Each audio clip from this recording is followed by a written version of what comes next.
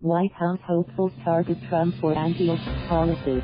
Des Moines, Iowa Democratic White House hopefuls on Saturday attacked President Donald Trump as harmful to Americans and promised if elected they would not just restore gay rights but expand them.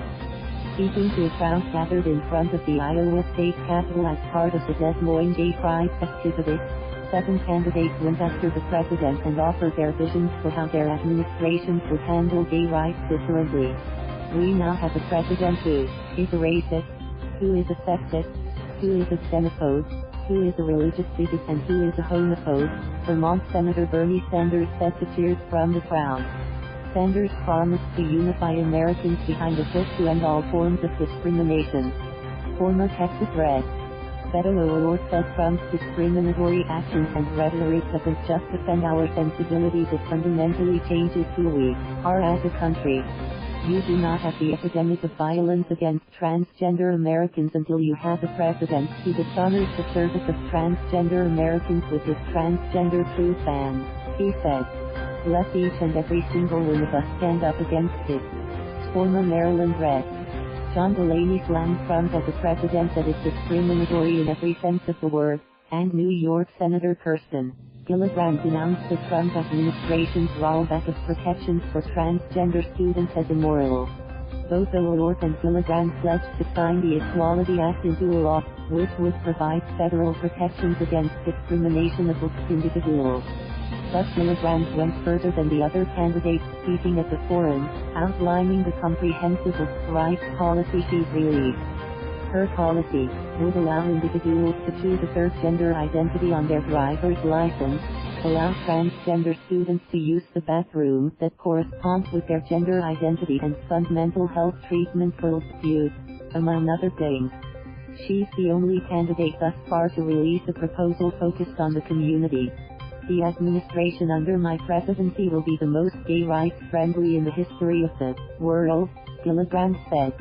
Pete Buttigieg, the mayor of South Bend, Indiana, who's seeking to become the first openly gay presidential nominee from a major political party, criticized the Trump administration for its anti-LGBT policies, but gave a pass to those who work for the administration. They are not proud of what they're doing, he said of those tasked with implementing the administration's policies.